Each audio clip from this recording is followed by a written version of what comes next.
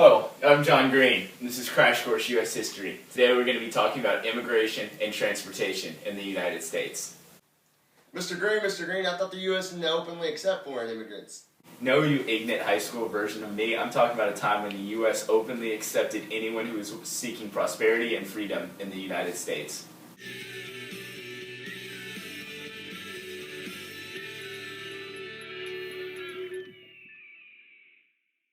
As the U.S. expanded, so did Western movement, but frontiersmen were often shocked by what they found in the wild, such as disease and loneliness. I too am often lonely. Exclusion from New England society often gave frontiersmen inappropriate and wrong ideas about immigrants to the U.S.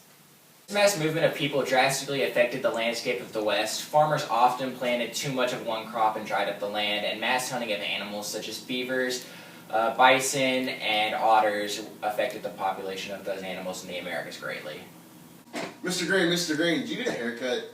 Granted, me from the past, you don't look much like me either. However, nationalism migrated to the West with the immigrants. Artists such as George Catlin advocated for the establishment of national parks such as Yellowstone, not Blackstone, Nicole, parks years later. Correction, he didn't get a haircut, he got them all cut.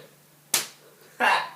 The Irish were forced to move to America after a potato famine killed off 2 million Irish.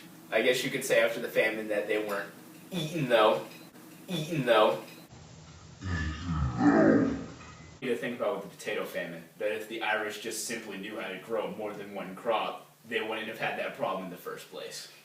Irish immigrants moved to cities like Boston and Philadelphia primarily, and the time that they immigrated was known as the Black 40s, and the Irish immigrants were poor and uneducated, and they were discriminated against by other Americans. For example, American Jobs would post NINA, which stands for No Irish Need Apply, on their doors for job postings. And to explore the lives of Irish immigrants in the U.S., let's head to the thought bubble. Oi, laddie, your business is at the end of a rainbow, and I just need a job to fill my pot of gold up. Will you take me? We don't accept foreigners here, boy. I don't know if you read the sign or not, because y'all can't do that. It says no Irish need apply. In this business, I support Donald Trump. We do not accept foreigners, and we will build a wall. But with the help of the Order of Hibernians, the Irish eventually became prosperous. The Germans poured into the Americas because of crop failure and wars going on in Europe. They were very anti-slavery and supported education, for example, kindergarten. And they were far wealthier than the Irish, so they spread out, and they mainly settled in Wisconsin. And they contributed greatly to American politics. Charles Schurz, for example, contributed greatly to the American politics scene. Goodness, I'm so smart at shirts. Life was not always smooth for the immigrants. They faced heavy resistance from nativists who were older and disliked the immigrants. The nativists formed the Know-Nothing Party, or the Order of the Star-Spangled Banner. It was called the Know-Nothing Party because when they were asked about it, they would say they knew nothing. But over time, the nativists liked the immigrants more because of their key role in economic expansion. So it looks like back then America was just filled with a bunch of Donald Trumps. Many improvements in transportation were made starting in the 1790s.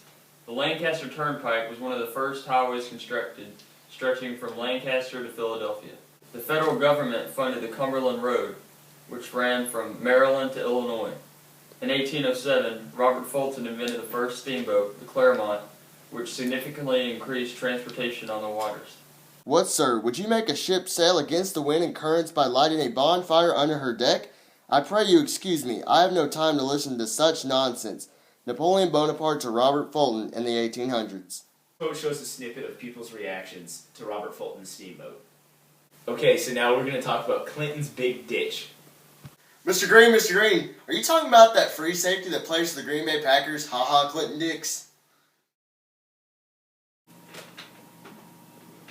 Are you actually that ignorant? I'm talking about in 1817, when New York Governor DeWitt Clinton built the Erie Canal, connecting the Hudson River and Lake Erie. The canal massively cut down on transportation time and caused cities to sprout up all along the canal. Another huge innovation in transportation was the iron horse, or the railroad. By 1860, over 30,000 miles of track had been laid in the U.S. You know, all this facts have been making me really hungry. Toss me a lollipop. Another one. Another one. Another one. You smart. You loyal. I appreciate that. As good as they were, many were skeptical of railroads at first. First, they were poorly constructed with awful brakes and bad tracks. And secondly, the embers from the tracks could cause fires. Oh Lordy Jesus, it's a fire. As a nation, America imported more than they exported, which caused a large amount of debt to foreign lenders. However, Donald Mackay's invention of the clipper ships led to a short time of American dominance on the seas. To what I said a second ago about the cutters. It's not the first time America's had any dominance over anyone. USA! USA! USA! Cyrus Field dropped a telegraph cable from the U.S. to Europe, which provided instant communication overseas. The Pony Express stretched from Missouri to California, going a ridiculous 2,000 miles in 10 days. Excitement was plentiful during my 2-year service as a Pony Express rider. Author is Buffalo Bill in the 1800s. Second quote shows just how exciting it was to be a Pony Express rider in the wild, wild west. Canals and steamboats, the Union was more connected than ever.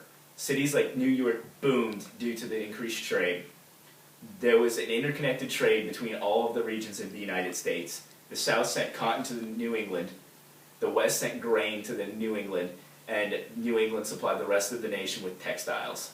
There was one question posed with the railroad. Would a transcontinental railroad lead to the North or the South? Secretary of War Jefferson Davis and James Gadsden bought $10 million worth of land from Santa Anna and the Mexicans in what became known as James Gadsden's Purchase. The best purchase of all time. Have my handy-dandy copy right here. Major key to success right here. They don't want you to have this treaty, so we gonna have it. Illinois Senator Stephen Douglas pushed the Kansas-Nebraska Act through, which put the Transcontinental Railroad leading through Chicago, Illinois, so that his property in Chicago would become more valuable. But in 1862, with the passing of the Pacific Railroad Act, Union Pacific and Central Pacific Railroads would construct a railroad going from Omaha, Nebraska to Sacramento, California, and meet up in Utah, effectively creating the Transcontinental Railroad. Let's see what today's mystery document is. I have to guess what this is, or eat a mint that expired in August of 2012. Now let's check this sucker out. The rule of the common law is that it is a criminal and indictable offense for two or more confederate and combined together by concerted means to do that is which unlawful or criminal to the injury of the public, or portions or classes of the community, or even to the rights of an individual. You know, after a lot of consideration on this sucker, I'm going to guess this is the MLK I Have a Dream speech. Just like I have a dream that my grade will one day be an A in this class. So am I right, Will? No, that is the Commonwealth v. Hunt Supreme Court decision that ruled it was not illegal to form a labor union. Gosh dang.